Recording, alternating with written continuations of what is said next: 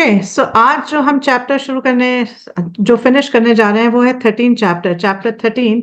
Dhritarashtra quits home या धृतराष्ट्र द्वारा गृह त्याग। तो इसका पार्ट 2 आज हम करने जा रहे हैं। तो शुरू करने से पहले मंगलाचरण कर लेते हैं एक बार।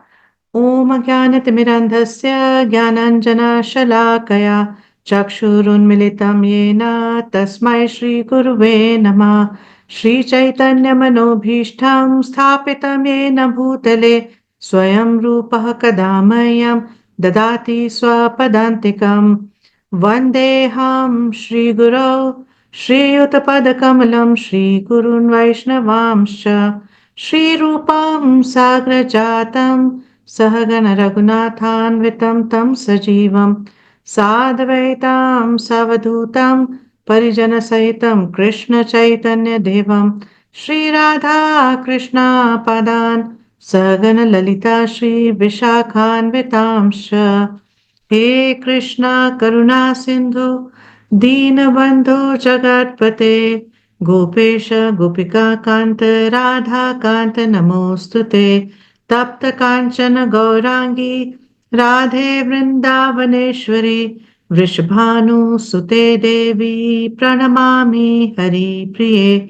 वाञ्छाकल्पतरुभ्यश्च कृपा सिन्धुभ्य एव च पतितानां पावनेभ्यो वैष्णवेभ्यो नमो नमः। जय श्री कृष्ण चैतन्य प्रभु नित्यानंद श्री अद्वैत गदाधर श्रीवासादि गौर भक्त वृंद। हरे कृष्णा कृष्णा कृष्णा हरे हरे हरे राम राम राम हरे हरे। नमो विष्णुपदाय कृष्णप्रेष्ठाय भूतले श्रीमते भक्ति वेदांत स्वामिनिति नामिने। नमस्ते सरस्वते देवे गौरवाणी प्रचारिणे निर्विशेष शून्यवादी पाश्चात्य देश तारिणे। तो भागवतम का अध्ययन करने से पहले कुछ और प्रणाम मंत्र कर लेते हैं। ओम नमो भगवते वासुदेवाय। ओम नमो भगवते वासुदेवाय। ओम नमो भगवते वासुदेवाय। नारायणं नमस्कृत्य नरं चैव नरोत्तमं देवीं सरस्वतीं व्यासं ततो जयम् उदीरयेत्। शृण्वतां स्वकथा कृष्ण पुण्यश्रवण कीर्तना हृदयन्तस्तु हि भद्राणि विधुनोति सुहृत्सताम्। नष्टप्रायेषु भद्रेषु नित्यं भागवत सेवया भगवती उत्तम श्लोके भक्तिर्भवती नाइष्टिकी।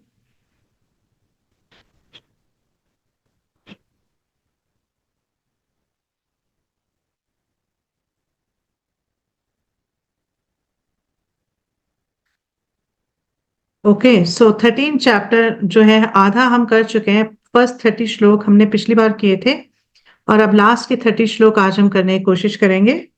तो 31वें श्लोक से हम क्या देखेंगे कि धृतराष्ट्र गांधारी और विदुर जो है चले जाते हैं, है ना। अभी हमने देखा 30वें श्लोक में कि दे लीव, हाँ, और वो किसी को बताते नहीं है, युधिष्ठिर महाराज या किसी भी पांडव को कुछ बताते नहीं है और बिना बताए ही निकल जाते हैं। 31वें से हम देखेंगे कि जब युधिष्ठिर महाराज को पता चलता है तो उनकी क्या प्रतिक्रिया होती है। फिर 38 से 50 में नारद मुनि जो है वो आके युधिष्ठिर महाराज के भ्रम को भंग करेंगे और फिलॉसफी से मतलब फिलॉसफी देंगे कि क्यों उनको शोकाकुल नहीं होना चाहिए। और 51 से 60 में हम देखेंगे कि धृतराष्ट्र और गांधारी के साथ क्या होता है और विदुर उसके बाद क्या करते हैं। ठीक है, तो अभी तक हमने क्या देखा कि धृतराष्ट्र जो है उनको विदुर ने जब ज्ञान दिया और उनको बहुत कटु वचन बोले जो हमने पिछली बार डिस्कस किया था, और उन वचनों को सुन के धृतराष्ट्र का जो मोह है वो खत्म हुआ और धृतराष्ट्र ने डिसाइड किया कि ठीक है, मतलब मुझे यहाँ पे हस्तिनापुर में रहकर अपनी स्थिति को और कंफर्टेबल नहीं बनाना चाहिए, मुझे अब यहाँ छोड़कर आत्म साक्षात्कार की ओर बढ़ना चाहिए। तो वो विदुर के साथ साथ वो जो है घर छोड़ के निकले और गांधारी भी जो है उनके साथ साथ निकल गई। हम्म, अब 31वें और 32वें में देखते हैं क्या होता है। 31वें में सूत गोस्वामी बता रहे हैं कि अजात शत्रु महाराज युधिष्ठिर ने वंदना करके सूर्य देव को अग्नि यज्ञ अर्पित करके तथा ब्राह्मणों को नमस्कार करके एवं उन्हें अन्न गाय भूमि तथा स्वर्ण अर्पित करके अपने नैतिक प्रातःकालीन कर्म किए। तत्पश्चात वे गुरुजनों का अभिवादन करने के लिए राजमहल में प्रविष्ट हुए, किंतु उन्हें ना तो उनके ताऊ मिले, ना ही राजा सुबल की पुत्री गांधारी अर्थात ताई मिली। और 32वें में देख रहे हैं क्या होता है कि चिंता से पूरित महाराज युधिष्ठिर संजय की ओर मुड़े, जो वहां बैठे थे, और उनसे पूछा, हे संजय, हमारे वृद्ध तथा अंधे ताऊ कहाँ हैं? हाँ, तो क्या हुआ अब? प्रभुपाद जी बताते हैं इसके बारे में कि किस तरह से महाराज युधिष्ठिर की नित्य की क्रिया किस प्रकार से थी, क्या करते थे वो। तो सबसे पहले मतलब वंदना करके सूर्य देव को प्रणाम करके, हाँ, और सूर्य देव को अग्नि यज्ञ अर्पित करके, और फिर ब्राह्मणों को नमस्कार करके, मतलब ब्राह्मणों की जो है ब्लेसिंग्स लेके, और उनको दान देके अन्न देना, जिसको अन्न चाहिए उसको अन्न दिया, जिसको भूमि चाहिए उसको भूमि दी, हाँ, जो बहुत गरीब है उसको स्वर्ण दिया। और इस तरह से अब ये सारे कार्य करने के बाद युधिष्ठिर महाराज जाते थे अपने गुरुजनों से आशीर्वाद लेने के लिए। तो ये सब करने के बाद जब उसके बाद जब वो धृतराष्ट्र के कक्ष में घुसे, तो वहां पर उन्हें ना तो धृतराष्ट्र नजर आए ना गांधारी नजर आई। तो इससे परेशान होकर उन्होंने क्या किया, संजय की तरफ मुड़े, क्योंकि संजय जो है धृतराष्ट्र के साथ रहते थे हमेशा। और संजय से उन्होंने पूछा कि मेरे जो वृद्ध ताऊजी हैं, हाँ, और जो कि अंधे हैं, वो कहाँ हैं, वो दिखाई नहीं दे रहे यहाँ पे। तो प्रभुपाद जी बताते हैं कि एक्चुअली में ये वैदिक सोसाइटी में इस तरह से एक व्यक्ति जो कि प्रॉपरली सिचुएटेड है, वो अपना जीवन इस प्रकार से बिताता है। किस प्रकार से कि सुबह उठता है, जल्दी उठता है, और सबसे पहले प्रेयर्स करता है, और मतलब भगवान को अपनी प्रेयर्स ऑफर करता है। फिर अलग अलग लोगों को ओबेसेंसेस मतलब प्रणाम करता है, अलग अलग लोगों से आशीर्वाद लेता है, जो उसके गुरुजन है उनसे आशीर्वाद लेता है, और जो दान दे सकता है, जिनको दिया जाना चाहिए उनको दान देता है। तो प्रभुपाद जी क्रिटिसाइज करते हैं कि आजकल के टाइम में ये हमें सीखना चाहिए। जब हम शास्त्र पढ़ते हैं तो शास्त्रों में जो इतने महान व्यक्तित्व के लोग हैं, इनसे हमें सीखना चाहिए कि किस तरह से हमें भी अपना जीवन यापन करना चाहिए। तो बहुत सारी चीजें जो है अब हम भूल चुके हैं। तो कई चीजें हमें लगती हैं कि व्यवहारिक नहीं है, अरे ये तो इस टाइम पे नहीं हो सकता। लेकिन धीरे धीरे अगर हम अपने जीवन में ये चीजें इंट्रोड्यूस करेंगे, तो धीरे धीरे हम भी कुछ हद तक इनकी तरह अपना जीवन व्यतीत कर पाएंगे। तो प्रभुपाद जी कहते हैं कि आज के समय में हम क्या देखते हैं, जो गृहस्थ हैं वो क्या करते हैं, वो देर से उठते हैं। लोग जो है देर से सोते हैं, 11 बजे, 12 बजे, 1 बजे ऐसे सोते हैं। तो अब 11, 12, 1 सो गए तो अब जल्दी नहीं उठ सकते। हाँ, तो क्या करते हैं, देर से उठते हैं, और फिर क्या करते हैं, बेड टी लेते हैं। प्रभुपाद जी मेंशन कर रहे हैं कि बिस्तर पे बैठे बैठे चाय पीते हैं। हाँ, बेड टी लेते हैं। और मतलब कोई इस बात से लेना देना नहीं है कि एक्चुअली में जब हम सो सो के उठे तो हमारे ऊपर तमोगुण पूरी तरह से हावी है। हाँ, तो बिना स्नान किए, बिना प्यूरिफिकेटरी प्रोसेस किए हम क्या करना शुरू कर देते हैं, खाना पीना शुरू कर देते हैं। तो ये बहुत ज्यादा मतलब एक्चुअली बहुत तमोगुणी व्यवहार है। लेकिन आजकल के टाइम में क्या हो गया है, ये नॉर्मल हो गया है। हाँ, ये सबको लगता है नॉर्मल है, तो इसमें किसी को कुछ बुरा नहीं लगता। तो प्रभुपाद जी इस बात को क्रिटिसाइज कर रहे हैं, और बोलते हैं कि ऐसे घर में जब बच्चे पैदा होते हैं तो बचपन से वो इसी तरह का संस्कार देखते हैं कि क्या, कि देर से सो, देर से उठो, चाय पियो सुबह बेड पे ही। हाँ, और मतलब नहाने धोने का जो काम है वो अपना 8 बजे, 9 बजे, 10 बजे इस तरह से नहा धो रहे हैं। तो इस तरह से क्या होता है कि पूरी की पूरी जो सभ्यता है, पूरी की पूरी जो सोसाइटी है, उसका विनाश होना शुरू हो जाता है, क्योंकि कोई भी सही तरीके से काम नहीं कर रहा। तो प्रभा जी बताते हैं कि क्योंकि देर से उठते हैं, सारे इस तरह के काम करते हैं, तो इस वजह से साधु जो पुरुष हैं, जो संत हैं, उनका भी संग नहीं लेते, उनका भी संग नहीं ले पाते, क्योंकि सारे जो काम है वो उल्टे होते हैं। तो ऐसे में किसी को भी किसी का भी किस प्रकार से उद्धार हो पाएगा। हम्म, तो प्रभुपाद जी अपने तात्पर्य में ऐसा बताते हैं। अब 33वें श्लोक में देखते हैं क्या हो रहा है। 33वें में प्रभुपाद जी सूत गोस्वामी बता रहे हैं कि मेरे शुभ चिंतक चाचा विदुर तथा अपने सभी पुत्रों के निधन से अत्यंत शोकाकुल माता गांधारी कहाँ है। मेरे ताऊ धृतराष्ट्र भी अपने समस्त पुत्रों तथा पौत्रों की मृत्यु के कारण शोकार्त थे। निस्संदेह मैं अत्यंत कृतज्ञ हूँ। अतएव क्या वे मेरे अपराधों को अत्यंत गंभीर मानकर अपनी पत्नी सहित गंगा में कूद पड़े।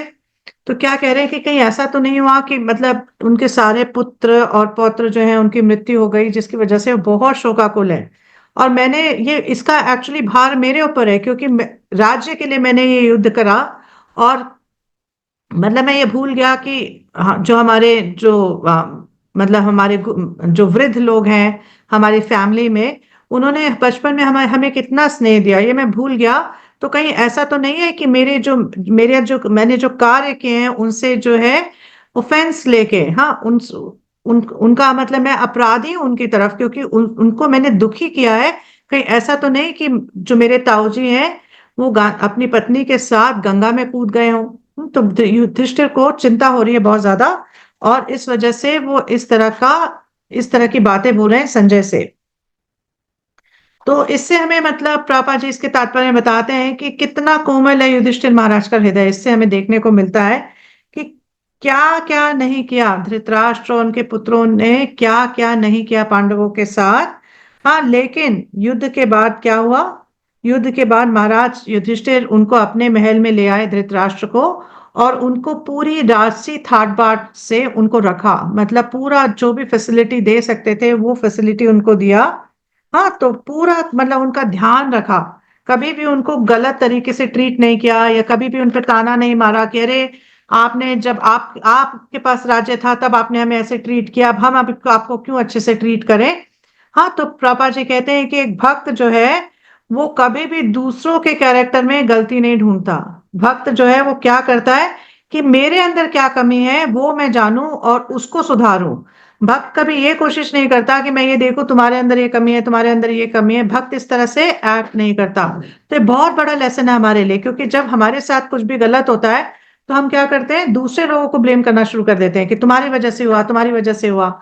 हम ये रियलाइज नहीं करते कि मुझे इसमें क्या सीखने की जरूरत है, मुझे अपने अंदर क्या चेंज लाने की जरूरत है। तो प्रभुपाद जी बहुत बड़ा लेसन यहाँ पे बता रहे हैं अपने तात्पर्य में कि इंस्टेड ऑफ लुकिंग आउटवर्ड्स, मतलब दूसरों की तरफ क्या देखने से क्या बेटर है कि हम इनवर्ड्स देखें, अपने अंदर झांकें और देखें हमारे अंदर क्या कमी है जिसे हमें सुधारने की जरूरत है।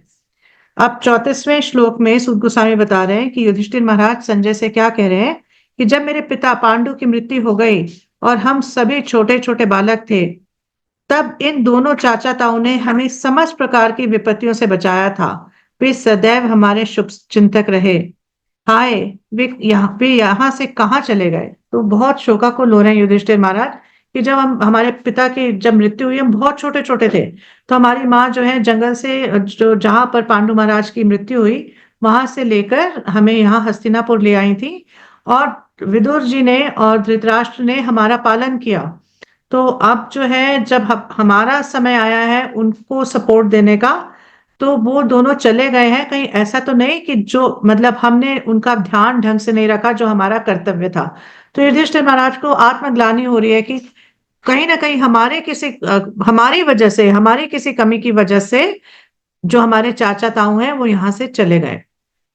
अब देखते हैं 35वें और 36वें में क्या बताया जा रहा है। सूत गोस्वामी बोल रहे हैं। सूत गोस्वामी ने कहा, करुणा तथा मानसिक क्षोभ के कारण संजय अपने स्वामी धृतराष्ट्र को न देखने से अत्यंत दुखी थे।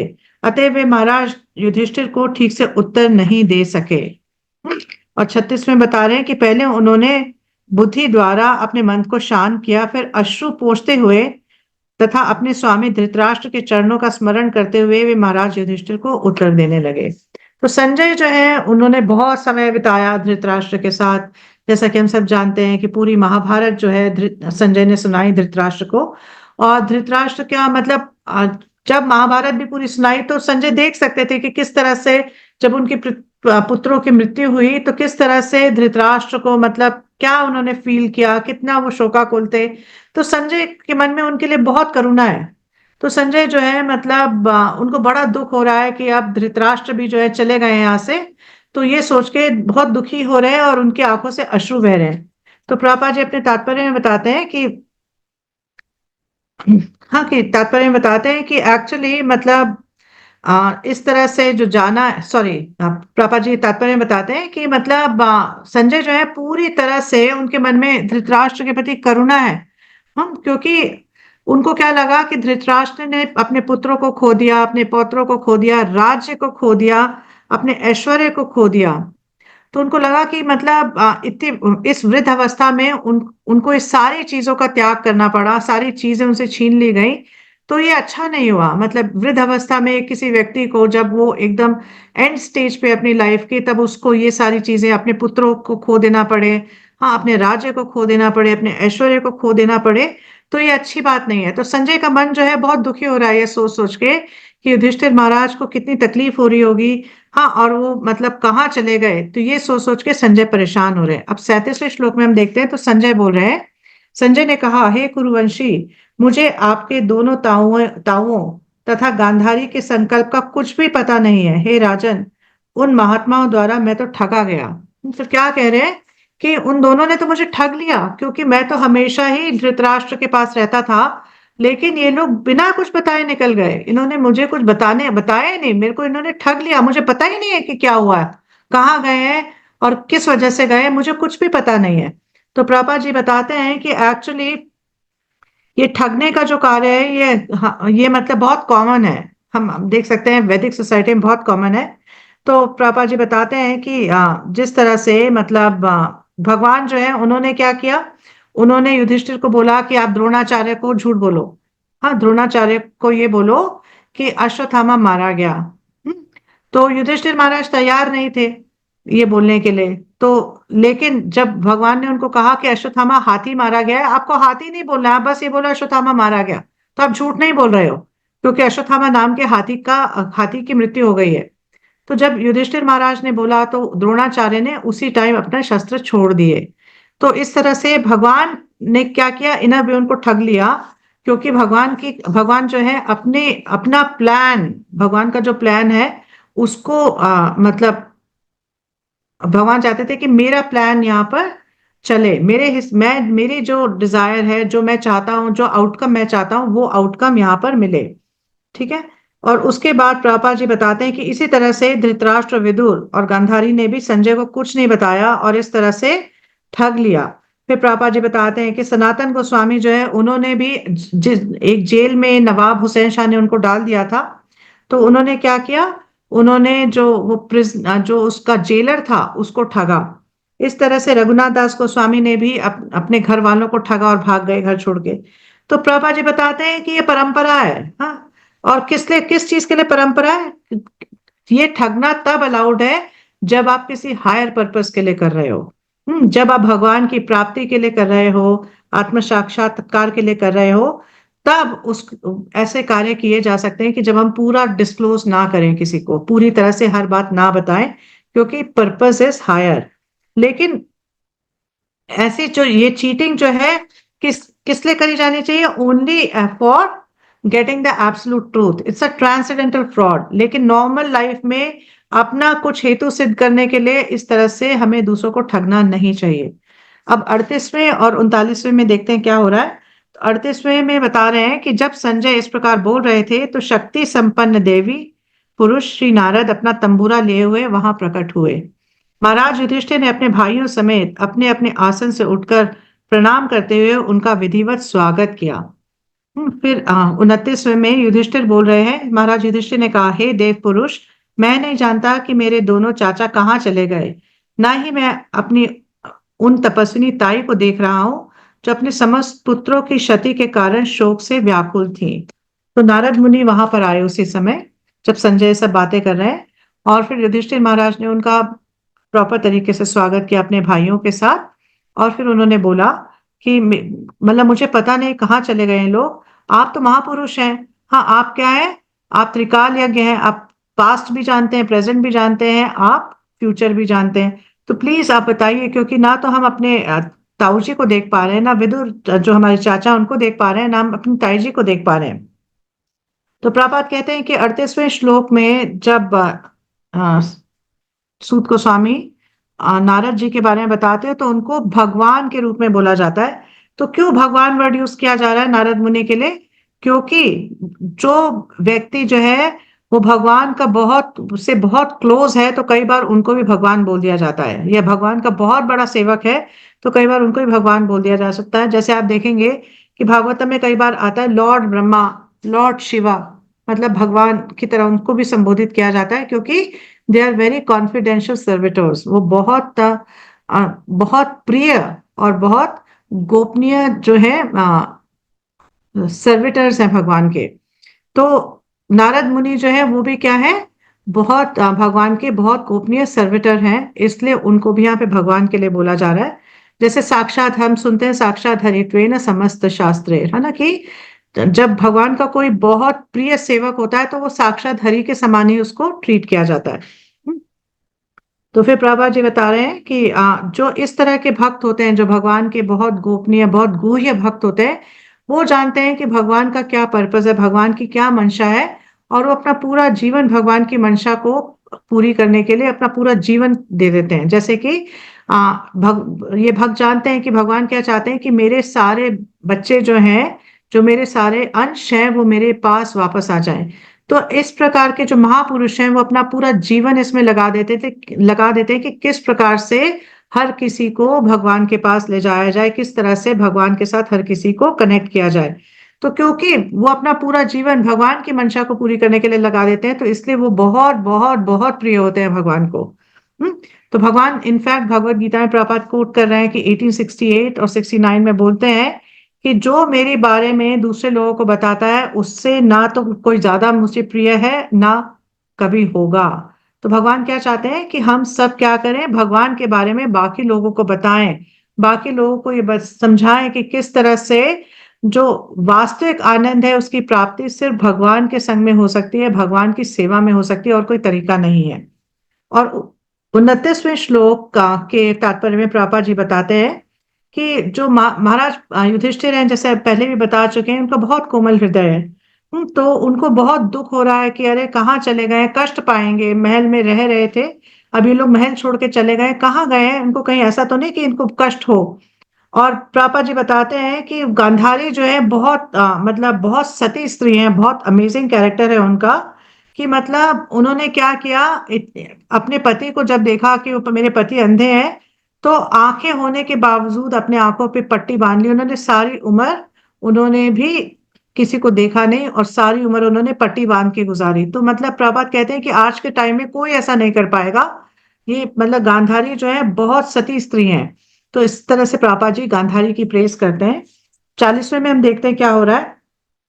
तो महाराज युधिष्ठिर कह रहे हैं कि आप इस अपार समुद्र में जहाज के कप्तान सदृश हैं, और आप ही हमें अपने गंतव्य का मार्ग दिखा सकते हैं। इस प्रकार से संबोधित किए जाने पर देव पुरुष भक्तों में सर्वश्रेष्ठ चिंतक देवर्षि नारद कहने लगे।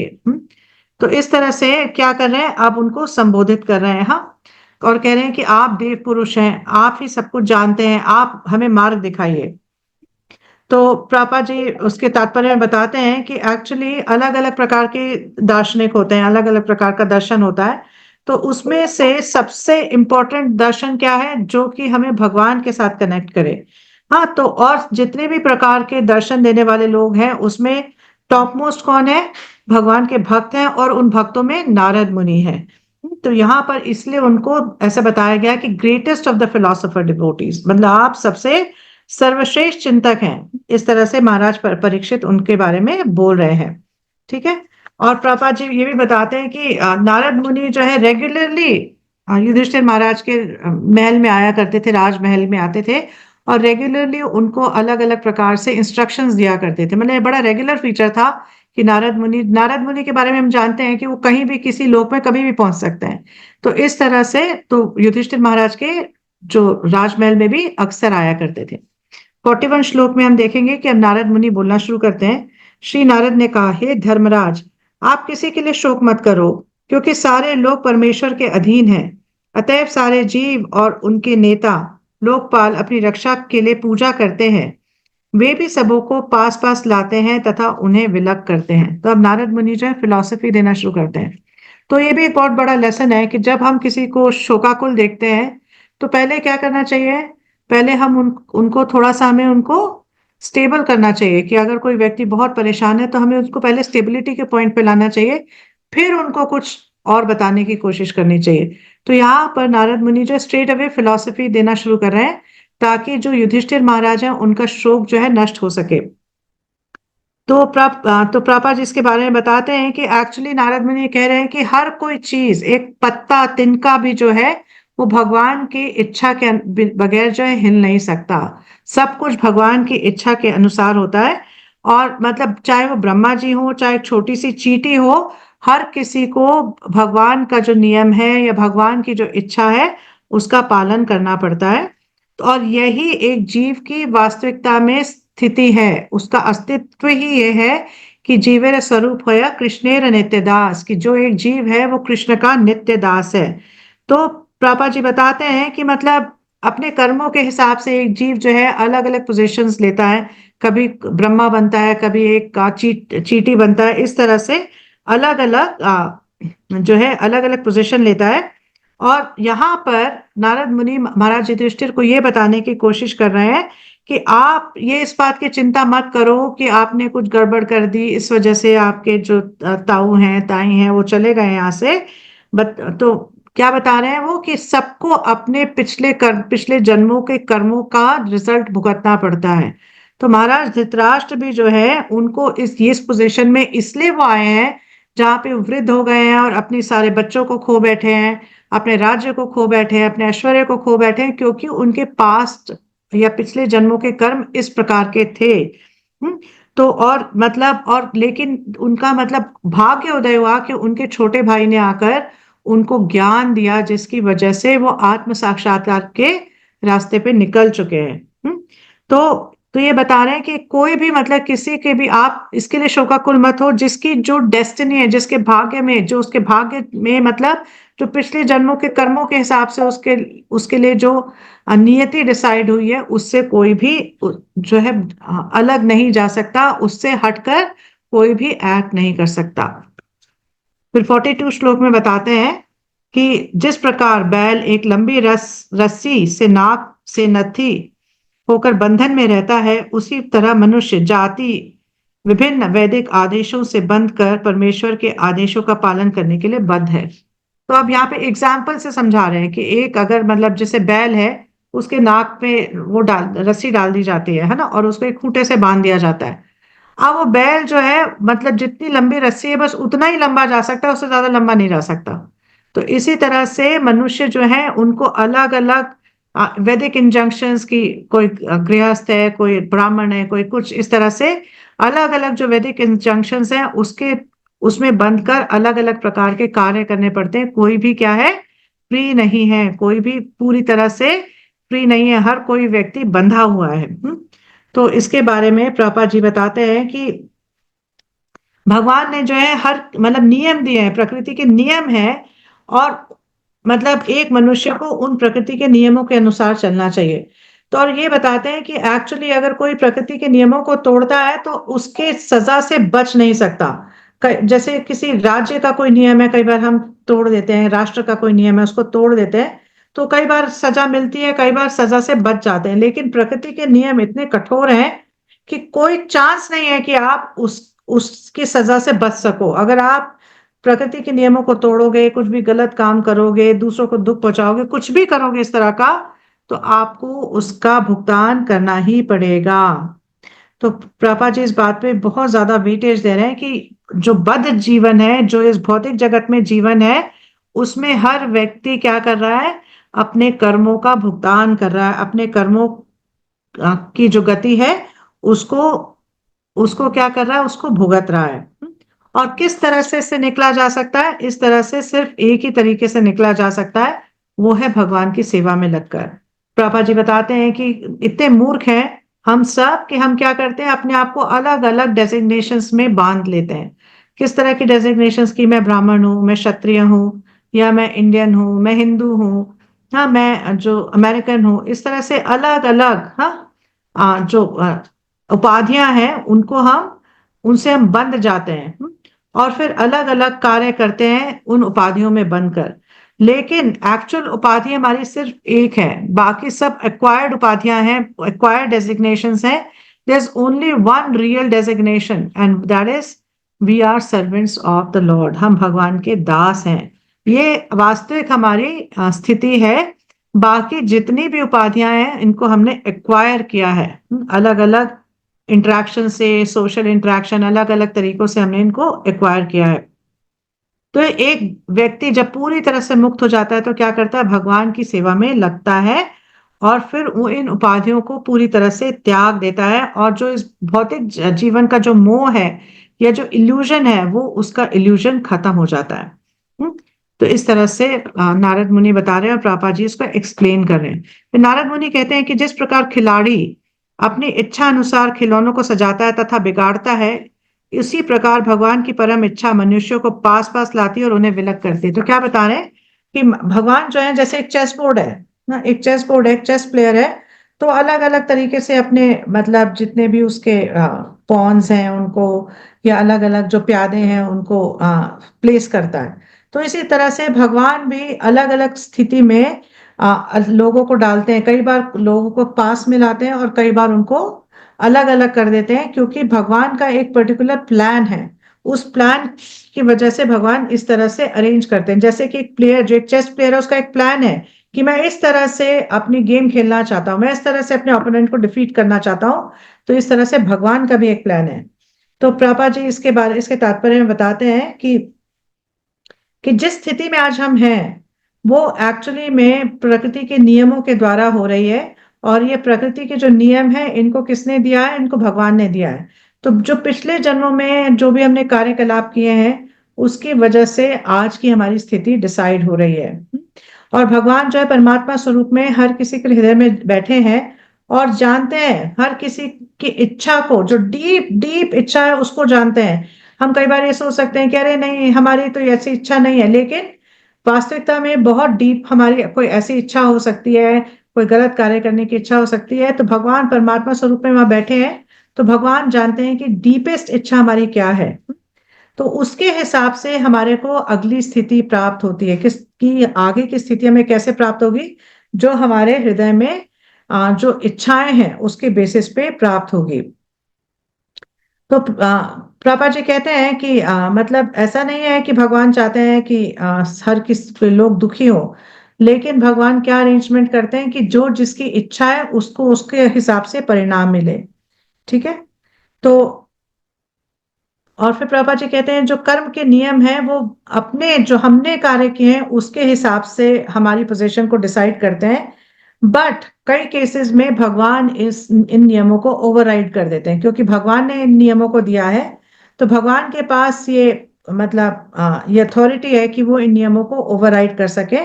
और उसके जो नियमों को ओवरराइड करके उसका रिजल्टेंट एक्शन भी जो है भगवान कई बार चेंज कर देते हैं। लेकिन ये बहुत रेयर केसेस में होता है। मोस्ट ऑफ द केसेस में क्या होता है कि जो हमारे कर्म है उसके अनुसार हमें आगे की स्थिति प्राप्त होती है। 44 में देखते हैं आप नारद मुनि क्या कह रहे हैं। कहते हैं, हे राजन, सभी परिस्थितियों में चाहे आप आत्मा को नित्य मानो अथवा भौतिक भौतिक देह को नश्वर, अथवा प्रत्येक व्यक्ति को प्रत्येक वस्तु को निराकार परम सत्य में स्थित मानो, या प्रत्येक वस्तु को पदार्थ तथा आत्मा का अकथनीय संयोग मानो, वियोग की भावनाएं केवल मोह जनित स्नेह के कारण है, इसके अतिरिक्त कुछ भी नहीं है। तो क्या कह रहे हैं कि आपको ये जो वियोग हो रहा है, आपको अपने मतलब अफेक्शन की वजह से जो आप ये वियोग महसूस कर रहे हो, ये किस लिए है? ये सिर्फ एक बॉडीली कॉन्सेप्शन की वजह से या मटेरियल कॉन्सेप्शन ऑफ लाइफ की वजह से, और कोई रीजन इसके पीछे नहीं है। तो प्रभा जी बताते हैं कि कैसे मतलब हर इस व्यक्ति को समझना चाहिए कि मैं वास्तविकता में क्या हूँ, भगवान का अंश हूँ। भगवान जो है अंशी है और मैं उनका अंश हूँ, और मेरा कर्तव्य है उनकी सेवा करना।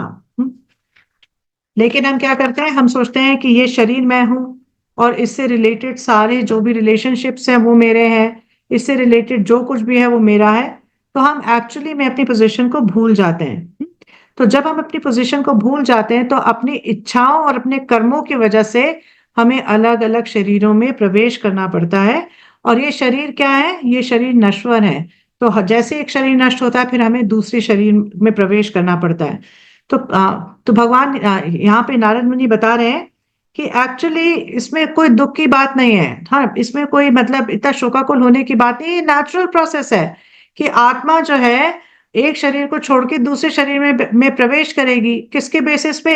जिस जैसे उसके कर्म होंगे, जैसे उसकी इच्छाएं होंगी, डिजायर्स होंगी, उसके बेसिस पे उसको एक नया शरीर मिल जाएगा। तो ये एक मटेरियल कॉन्सेप्शन ऑफ लाइफ है कि हाय मेरे ताऊ जी चले गए, हाय मेरी ताई जी चली गई। तो जाना तो सभी को है। और कहाँ जाना है? Based on their past karmas and their desires they will get a new body. तो नारद मुनि इस तरह से उनको समझा रहे हैं। अब 45 और 46 में देखते हैं क्या हो रहा है। 45 में कहते हैं, अतएव तुम आत्मा को ना जानने के कारण उत्पन्न अपनी चिंता छोड़ दो, क्योंकि तुम जानते नहीं हो कि आत्मा जो है वो उसका नाश कभी नहीं होता, वो एक अलग अलग शरीर धारण करती है। तो तुम अपना ये जो शोक है उसको छोड़ दो। अब आप यह सोच रहे हैं कि वे असहाय जीव तुम्हारे बिना किस तरह रहेंगे। तो आप बोल रहे हैं कि शायद आपको ये चिंता हो रही है कि अरे वो तो अब जंगल में अगर चले गए हैं तो वहां पर किस तरह से किस तरह से उनका पालन होगा, किस तरह से उनका पोषण होगा। फिर क्या बता रहे हैं 46वें श्लोक में, पांच तत्वों से निर्मित यह स्थूल भौतिक शरीर पहले से ही सनातन काल कर्म तथा भौतिक प्रकृति के गुणों के अधीन है। तो किस तरह से यह अन्यों की रक्षा कर सकता है जबकि वह स्वयं सर्प के मुंह में फंसा हुआ है। तो बहुत मतलब इंपॉर्टेंट बात बोल रहे हैं। तो प्रभुपाद जी बताते हैं इसके तात्पर्य में कि बहुत बार हमें लगता है कि अरे हम अगर किसी का पालन नहीं करेंगे तो वो मर जाएंगे या उनका क्या होगा, है ना। बहुत बार जब हम पेरेंट्स होते हैं तो हमें लगता है कि अरे हमने अपने बच्चों का पालन नहीं किया तो उनका क्या होगा। हाँ, जब हम बड़े हो जाते हैं तो हमें लगता है कि हमने अपने पेरेंट्स का पालन नहीं किया तो उनका क्या होगा।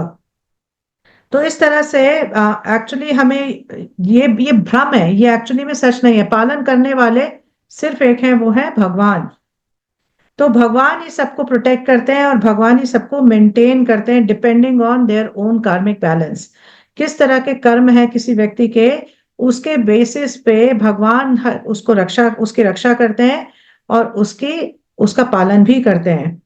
तो प्रभा जी कहते हैं कि भगवान का एक नाम है भूत भृत।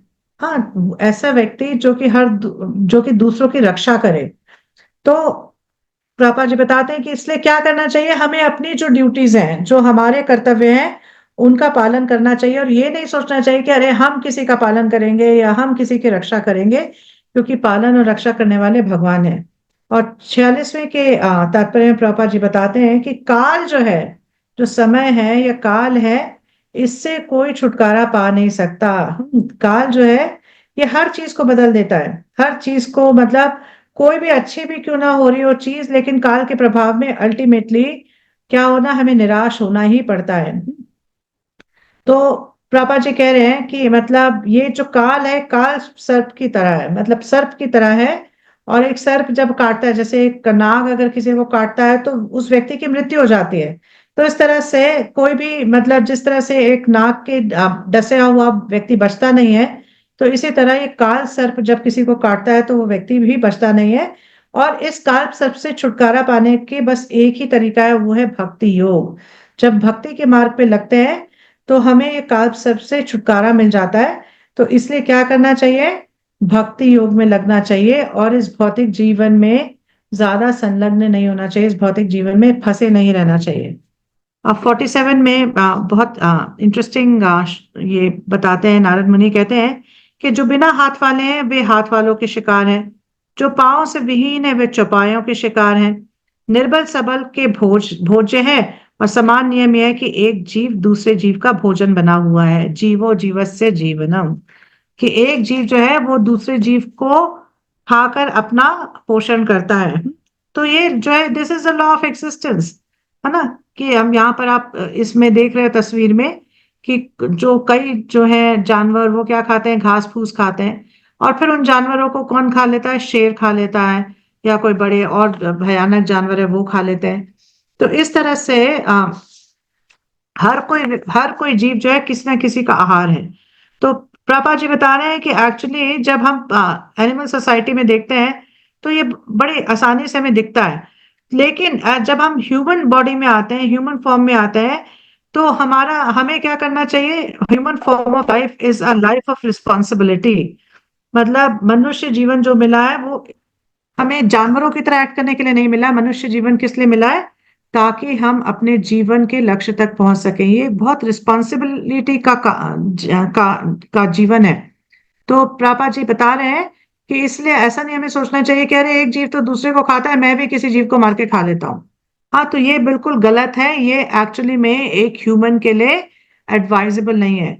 तो हाँ, ये जरूर है कि हम जो है वेजिटेबल्स को काटते हैं, उनमें से वेजिटेबल्स जो है, जो हम सब्जियां काटते हैं, तो कई बार जो वो भाजी लेते हैं, तो उन पेड़ों और पौधों की मृत्यु हो जाती है। लेकिन भगवान भगवत गीता में क्या बताते हैं कि पत्रम पुष्पम फलम तोयम, कि जब ये इस तरह की जो वेजिटेशन है, जब ये आप मुझे ऑफर करते हो, तो क्या होता है, मैं उसका पाप कर्म ले लेता हूँ। और फिर क्या हो जाता है, तो उस इससे वो प्रसाद बन जाता है। और जब आप उसको खाते हो तो आपको एक तो पाप कर्म नहीं लगता, और आपके लिए भक्ति में आगे बढ़ना आसान हो जाता है, क्योंकि आपने मेरा उच्चिष्ट प्राप्त किया है। हम्म, क्योंकि जो भी जीव है उसको कुछ ना कुछ तो खाना ही है ना कुछ तो खाने को चाहिए। तो भगवान यहाँ पे सैंक्शन करते हैं कि हम क्या खा सकते हैं। हम जो वेजिटेबल्स हैं, जो प्लांट्स हैं, उनको खा सकते हैं, लेकिन शास्त्रों में ये सैंक्शन नहीं है कि हम जानवरों की हत्या करके उनको खाएं। ठीक है।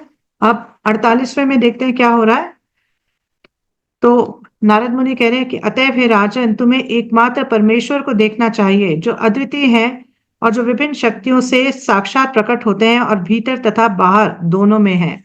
तब क्या कह रहे हैं कि तुम जो है, अब क्या करो, अब तुम जो है अपना अपना जो बाकी का जीवन है किस में व्यतीत करो? भगवान से ज्यादा क्लोज होने के लिए, भगवान को और जानने के लिए आप अपना जीवन व्यतीत करो। हाँ, तो इन सब चक्रों में मत फंसो।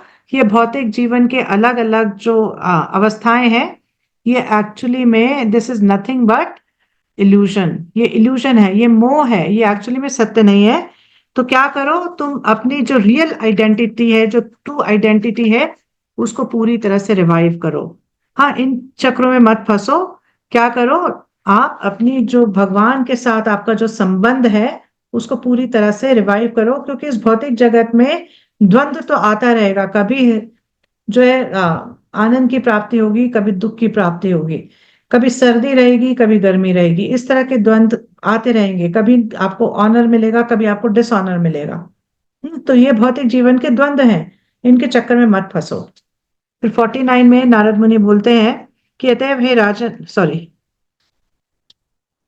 वे ही पूर्ण पुरुषोत्तम भगवान श्री कृष्ण सर्वभक्षी काल के वेश काल रूप में अब संसार से द्वेषी लोगों का सर्वनाश करने के लिए पृथ्वी पर अवतरित हुए हैं। तो क्या कह रहे हैं कि काल रूप में भगवान जो है आए हैं, और जितने भी मतलब आसुरी प्रवृत्ति के लोग हैं उनका विनाश कर रहे हैं। और उनको इस भौतिक जगत से हटा रहे हैं। तो भगवान स्वयं क्या बताते हैं कि यदा यदा ही धर्म से ग्लानिर्भवति भारत, है ना। तो मैं कब आता हूँ? हाँ, जब धर्म की ग्लानि होती है। और किनको? साधु पुरुषों को, परित्राणाय साधु नाम, है ना। तो साधु पुरुषों को बचाने के लिए आता हूँ, और जो असाधु हैं, जो कि आश्री प्रवृत्ति के लोग हैं, उनका नाश करने के लिए आता हूँ। तो यहाँ पर नारद मुनि यही बोल रहे हैं। और प्रभा जी कहते हैं कि सुर और असुर कौन होते हैं? सुर वो होते हैं जो भगवान के दिए हुए आदेशों का पालन करते हैं, और असुर वो होते हैं जो भगवान के दिए हुए आदेशों का पालन नहीं करते। तो काल रूप क्यों यहाँ पे वर्ड यूज करा जा रहा है भगवान के संदर्भ में? तो ये बता रहे हैं कि एक्चुअली, हाँ, भगवान जब भक्तों के संग में आते हैं, तो भगवान अपना वास्तविक रूप जो है भक्तों को दिखाते हैं, उनके साथ आदान प्रदान करते हैं। लेकिन जो अभक्त हैं, उनके सामने भगवान काल रूप की तरफ अपने आप को प्रस्तुत करते हैं। मतलब अंत समय पे, मृत्यु के वक्त एक व्यक्ति को रियलाइज होता है कि ये भगवान मुझे मृत्यु, मतलब भगवान मेरे लिए मृत्यु बन के आए हैं, क्योंकि मैंने सारी सारी उम्र क्या किया? सारी उम्र भक्ति नहीं की, सारी उम्र जो है भौतिक इंद्रियों की सुख के लिए सारा जीवन बिता दिया। तो असुर जो है उनके लिए भगवान काल रूप में आते हैं, और भक्तों के लिए भगवान कृष्ण रूप में आते हैं। फिर 50वें श्लोक में देखते हैं तो क्या बता रहे हैं। नारद मुनि बता रहे हैं कि भगवान ने देवताओं की सहायता करने का अपना कर्तव्य पहले से ही पूरा कर दिया है, और जो शेष है उसके लिए वे प्रतीक्षारत हैं। अब आप सभी पांडव तब तक प्रतीक्षा कर सकते हो जब तक भगवान इस धरा में उपस्थित हैं। तो क्या कह रहे हैं कि भगवान जो करना चाहते थे उन्होंने कर ही दिया है। अब भगवान जो है जब तक इस पृथ्वी पे हैं, धराधाम पर हैं, तब तक आप लोग भी जो है यहाँ पर रह सकते हो। तो क्या हिंट दे रहे हैं कि जब भगवान जाएंगे यहाँ से, तो आप लोग भी अपना गृह त्याग कर देना, आप भी जो है आत्म साक्षात्कार की ओर और बढ़ जाना। तो एक्चुअली में पापा जी बताते हैं कि भगवान जो है वो महाभारत करा चुके हैं, जितने भी असुर थे उनका नाश कर चुके हैं। अब भगवान क्या चाहते हैं कि जो उनका यदुवंश है उसका नाश हो जाए। भगवान उनके उनका उसकी वेट कर रहे हैं कि यदुवंश का नाश हो जाए। जो भगवान के साथ इस भौतिक जगत में आए हैं, तो यदुवंशियों के बारे में बताया जाता है कि भगवान के धाम से भगवान के जो नित्य भक्त हैं, नित्य सेवक हैं, वो आए हैं यदुवंशी बन के। उनमें से कोई देवता भी हैं, कई देवता भी हैं जो भगवान की लीला में उनकी सहायता करने के लिए यदुवंशियों के रूप में आए हैं। तो भगवान क्या चाहते हैं कि ये सारे यदुवंशी अपने अपने स्थान पर वापस लौट जाएं।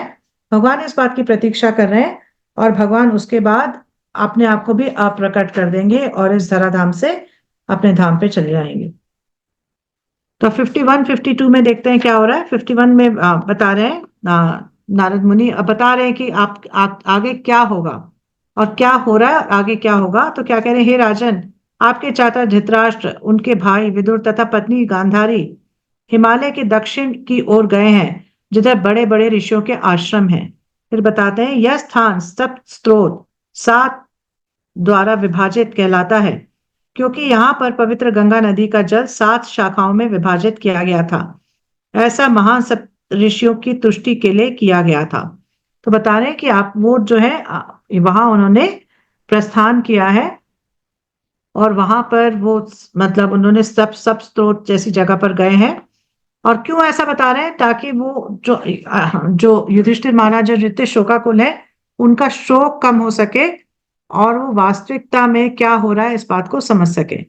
फिर 53 54 में बताते हैं अब कि उस इस समय सब स्रोत के तट पर धृतराष्ट्र नित्य 3 बार प्रातः, दोपहर तथा संध्या समय स्नान करके, अग्निहोत्र यज्ञ संपन्न करके तथा केवल जल पीकर अष्टांग योग का अभ्यास करने में लगे हैं।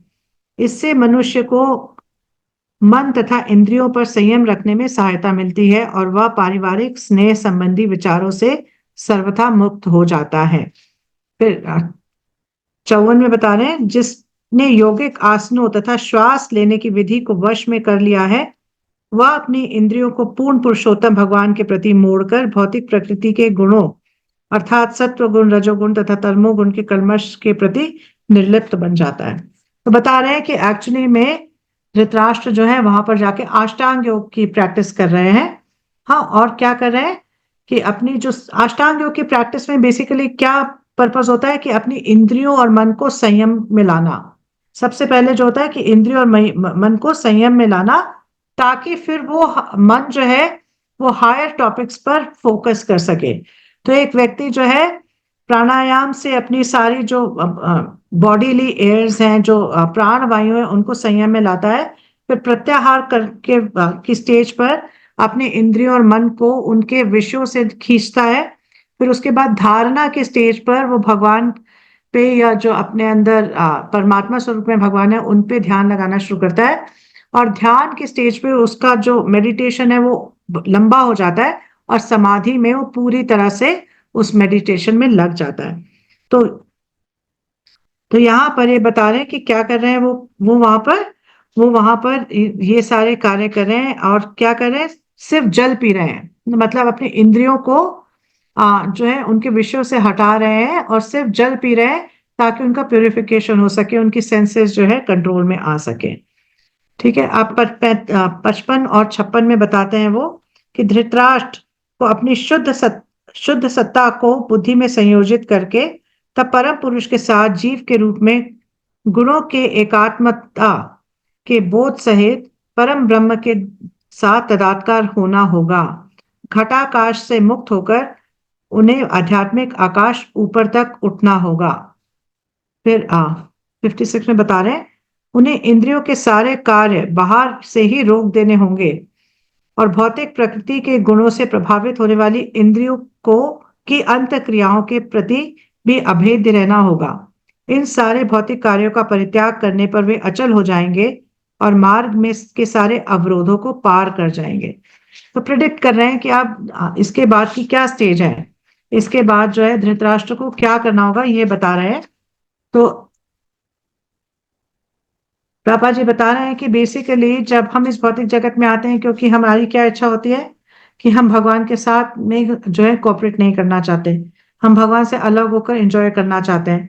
तो यहाँ पर जैसे ही हमारे अंदर ये इच्छा प्रकट होती है, उसी समय हम भौतिक का प्रकृति के आ, भौतिक प्रकृति के एसोसिएशन में आ जाते हैं। तो महत तत्व जो है, तो महत तत्व से सब कुछ डेवलप होना शुरू होता है। तो ये थोड़ा टेक्निकल है, तो इसको मैं बहुत डिटेल में नहीं जा रही हूँ।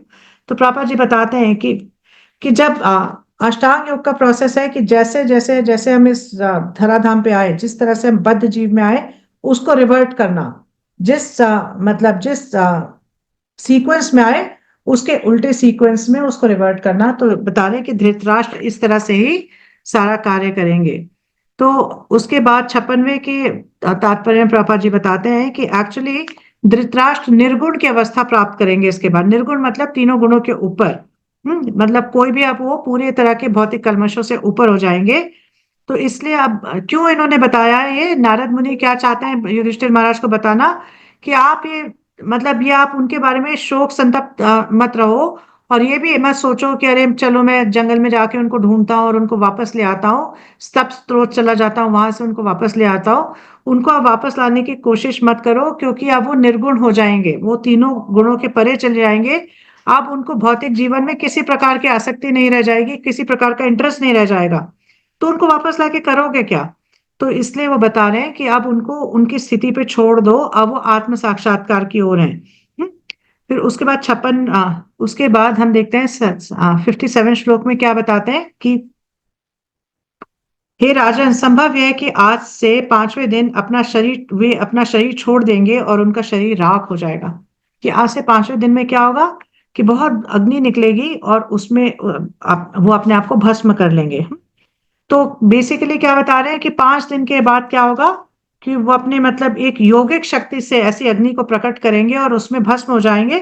तो आप जाकर अब इस कार्य में बाधा मत डालो, उनको जो है अपने गंतव्य तक पहुंचने दो और उसमें बाधा मत डालो।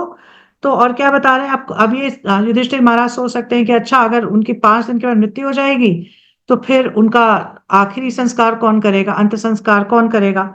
तो अब वो क्या बता रहे हैं कि एक्चुअली में उनका दाह संस्कार करने की कोई जरूरत नहीं पड़ेगी, क्योंकि वो अपने योगिक पावर से ही अग्नि प्रज्वलित करेंगे और उस अग्नि में भस्म हो जाएंगे। तो आपको वहां जाने की जरूरत नहीं है किसी भी के लिए भी। तो ये संदेश जो है नारद मुनि देना चाहते हैं। फिर 58 में क्या बताते हैं कि बाहर से अपने पति की ओर सॉरी बाहर से अपने पति को अपनी योग शक्ति से की अग्नि में अपनी कुटिया समेत जलता हुआ देखकर उनकी साध्वी पत्नी एकाग्रता पूर्वक ध्यान मग्न होकर अग्नि में प्रवेश करेंगी। कि गांधारी भी क्या करेंगी, जब वो देखेंगी कि धृतराष्ट्र जो है वो अग्नि में प्रवेश कर गए हैं, तो अब सती स्त्री वो भी सती हैं और वो भी क्या करेंगी, अग्नि में प्रवेश करेंगी। तो प्रभुपाद जी इसके तात्पर्य में बहुत अच्छा मतलब बताते हैं कि दरअसल मतलब पहले टाइम में ऐसा हुआ करता था कि जो पत्नियां हैं वो जब पति का देहांत हो जाता था और पति को जलाया जाता था, तो उस अग्नि में पत्नियां भी प्रवेश कर जाती थी। क्योंकि उसका रीजन क्या होता था कि वो उनको लगता था कि हम मतलब अपने पति का वियोग सहे सहने से अच्छा है कि हम अपना देह उनके साथ त्याग दें। तो स्वेच्छा से वो ये कार्य करती थी। फिर प्रभा जी बताते हैं कि धीरे धीरे लेकिन क्या हो गया, ये कस्टम बन गया और लोग जो है दूसरों को मतलब स्त्रियों को बाध्य करने लगे कि अरे अब आप आपके पति का देहांत हो गया है, आप तो अगर आप सती हो तो आप भी क्या करो, उनके साथ अग्नि में प्रवेश करो। तो मतलब ये एक कुप्रथा बन गई जिसमें कि मतलब लोगों को फोर्स किया जाने लगा। लेकिन एक्चुअली में जो बेसिस है इसका वो ये था कि जो पत्नी है वो अपना जीवन इमेजिन नहीं कर सकती कि अगर मेरे पति नहीं है अब तो उसका जो वियोग है वो अग्नि में जलने से कहीं ज्यादा है। तो इसलिए मेरे लिए अच्छा होगा कि मैं अग्नि में प्रवेश करके अपने पति के साथ अपने देह का त्याग कर दूं। फिर उसके बाद 59वें श्लोक में हम देखते हैं कि सूत गोस्वामी बताते हैं तब सॉरी नारद मुनि अब बता रहे हैं जिसको सूत गोस्वामी नरेट कर रहे हैं कि तब हर्ष तथा शोक से अभिभूत होकर विदुर उस पवित्र तीर्थ स्थान से चले जाएंगे। तो विदुर क्या देखेंगे कि धृतराष्ट्र ने अग्नि में प्रवेश किया और गांधारी ने भी अग्नि में प्रवेश किया। तो दोनों मतलब उनको क्या हर्ष शोक दोनों एक साथ हो रहा है। हर्ष किस बात के लिए हो रहा है कि उन्होंने वो क्या देख रहे हैं कि उनके जो भाई हैं जो कि पूरी तरह से भौतिक जगत में लिप्त थे और अलग अलग प्रकार के उन्होंने गलत कार्य भी किए, अब वो क्या हुआ है, अब वो उससे ऊपर उठ गए हैं और उनको अब जो है लिबरेशन मिली है, उनको अब मोक्ष की प्राप्ति हुई है। तो ये मतलब ये देख के उनको हर्ष हो रहा है कि चलो मतलब जैसी स्थिति में थे उससे वो बाहर निकल पाए और तीनों गुणों को मतलब पार कर पाए, गुणातीत हो पाए। लेकिन वियोग किस बात का हो रहा है कि वो शुद्ध भक्त नहीं बन पाए। हाँ, शुद्ध भक्त किस लिए नहीं बन पाए? क्योंकि शुद्ध भक्ति के लिए बहुत जरूरी है कि हम भक्तों के प्रति अपराध ना करें। लेकिन धृतराष्ट्र ने पांडवों के प्रति जो अपराध किए, उस अपराधों की वजह से उनको शुद्ध भक्ति प्राप्त नहीं हुई। तो इसलिए उनको क्या प्राप्त हुई? उनको ब्रह्म ज्योति प्राप्त हुई, लेकिन उनको भगवान का धाम प्राप्त नहीं हुआ, भगवान की सेवा प्राप्त नहीं हुई। तो ये बात का जो है विदुर को दुख होता है, उसका शोक है। और वो क्या करते हैं, वो डिसाइड करते हैं कि अब मैं जो है, अब मैं मेरा जो कर्तव्य था अपने भाई के प्रति, वो मेरा कर्तव्य पूरा हुआ। अब मुझे अपने बचे हुए जीवन को साकार करने की जरूरत है। और वो अपना वो क्या करते हैं, तीर्थ स्थानों की यात्रा पे निकल पड़ते हैं। और ये लास्ट श्लोक है इस चैप्टर का, और जिसमें क्या हो रहा है, ऐसा सूत गोस्वामी बता रहे हैं कि ऐसा कहकर महर्षि नारद अपनी वीणा समेत बाह्य आकाश में चले गए। युधिष्ठिर ने उनके उपदेश को हृदय में धारण किया, जिससे वे सारे शोकों से मुक्त हो गए। तो ये उपदेश देकर अब नारद मुनि जो है चले गए, उनका काम समाप्त हुआ। और युधिष्ठिर महाराज ने बहुत ध्यान पूर्वक उनकी बातों को सुना। तो अब वो भी जो है शोक संतप्त नहीं है। तो प्रभुपाद जी अपने तात्पर्य में बताते हैं कि नारद मुनि जो है अपनी भक्ति के कारण उनके पास इतनी फ्रीडम है कि वो कहीं भी जा सकते हैं। हाँ, वो किसी भी लोक में चले जाते हैं और उनको टाइम नहीं लगता, वो कभी भी कहीं भी पहुंच सकते हैं। हम्म। तो इस तरह से मतलब जो नारद है उन्होंने युधिष्ठिर महाराज पर कृपा करने के लिए नारद मुनि जो है वहां पर आए और उन्होंने उनको इंस्ट्रक्शंस दी, जिससे कि उनका शोक दूर हो सके और वो सही तरीके से अपने जीवन की जो बाकी की अवस्था है उसको बिता सके। हम्म। तो अब हम यहाँ पर समाप्त करते हैं, ये हमारा चैप्टर यहाँ पे समाप्त होता है।